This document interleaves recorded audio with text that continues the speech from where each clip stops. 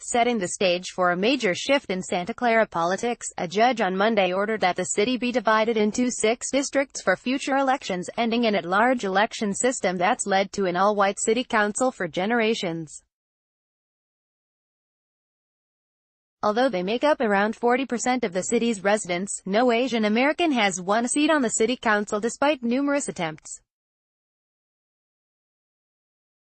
So the group of Asian American voters who brought the case against the city hope that the change to single-member districts will finally give minority residents a chance to elect representatives of their choice. "We're really happy," said Richard Kanda, the executive director of the Asian Law Alliance, which helped bring the case against the city. The plaintiffs had pushed for a 7-district map with a rotating mayor chosen by council members during a 3-day hearing in a packed courtroom that ended on Friday. But Santa Clara Superior Court Judge Thomas Coonley ultimately chose the city's 6-district proposal, with all residents continuing to vote on who should fill the mayor's seat as the city's charter outlines.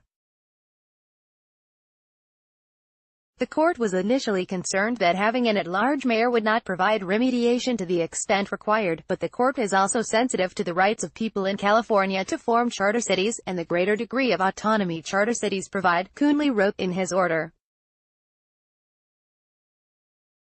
Mayor Lisa Gilmore said Monday afternoon she hadn't had a chance to fully review the ruling, but that her goal was to keep voters informed about an at times confusing process. "I always want to make sure our residents have a say in what happens with their city," Gilmore said, "and I think we're going to have to discuss what this really means for us."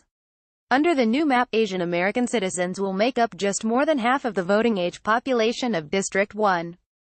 Latino citizens will make up more than a quarter of the voting age population in District 2, giving Hispanic voters more of a chance to elect a candidate of their choice, including by forming a coalition with other minority voting groups in the city. Most of the other districts will remain likely to favor candidates selected by white voters. And there's no guarantee that the shift will result in more racial diversity right away. But it certainly will allow smaller populations within the city to have more impact on the outcomes of elections in their districts, said Larry Gersten, a political science professor emeritus at San Jose State University who has followed the case. The cost to campaign for a district with 20,000 residents is significantly less than for a city of 130,000, and candidates can interact one-on-one with more constituents. During the hearing, plaintiff Wesley Mukoyama said just a couple of candidates had ever knocked on his door during the more than 40 years he's lived at the same address. "At least we have a fighting chance and that's all we wanted," Mukoyama, 75, said Monday.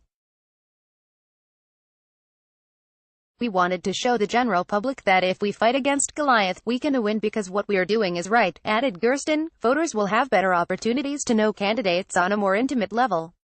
During the trial, the plaintiffs put Anaheim Mayor Pro Tem Jose Moreno on the witness stand.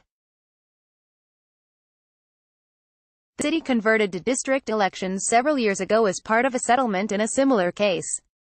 Prior to the settlement, the Southern California city had few Latinos on its council, Moreno said, and Hispanic voters didn't necessarily feel like they could make a difference. Afterward, the community mobilized, he said, with young people, especially, becoming more involved in campaigning for certain candidates. "What people want is someone who understands their experience," Moreno said. The city had voiced concerns about parochialism taking root under a single-member district system. But Asian American residents critical of the city's old election system said that happened unofficially, anyway. Before outgoing Councilman Pat Kolstad moved earlier this year, he, Councilwoman Teresa O'Neill and Gilmore lived within easy walking distance of each other. Until Kathy Watanabe was appointed 2 years ago to the council, no member had come from the city's north side. Gilmore's father served as mayor, and Councilwoman Patty Mahan's father also served on the council. Most council members resided in a very small part of the city, Gersten said, and that's no longer going to be the case. Under the chosen map, Councilwoman Debbie Davis lives in District 6, Watanabe is in District 1, Mahan lives in District 5, and O'Neill is in District 4, leaving Districts 2 and 3 open. The judge didn't specify in his order Monday which seats should be up for election in 2018, but both the city and the plaintiffs have expressed a willingness to put the two open districts on the ballot in November. The city will continue to comply with the judge's order so far as it is able to, given that it is only partial direction, Gilmore said in a statement released by the city. The city will further analyze this confusing situation as it determines how to proceed, since it's still unclear which seats will definitely be up in 2018, the statement continued. The city clerk won't be able to provide information to residents who might want to run for office right away. And the statement took the order to task for conflicting with the city's charter and for amending the candidate nomination period slightly, contrary to state law. Most cities involved in similar cases have chosen to settle. Of the more than a dozen similar cases in the state that the plaintiff's lead attorney Robert Rubin has brought, he's won almost all of them in a settlement. But a settlement ends the possibility of an appeal, and since it chose not to settle the case, Santa Clara could appeal the decision. Gilmore, who will also be up for re-election in 2018, has led a 4-member majority which could ultimately be in jeopardy under the new system. Her allies Davis, Watanabe and O'Neill have terms that run until 2020 and they are likely to be able to serve until then, but it is unclear who will win those seats under the new single-member district system. Some residents are concerned, however, the new district lines will allow Gilmore to conserve power.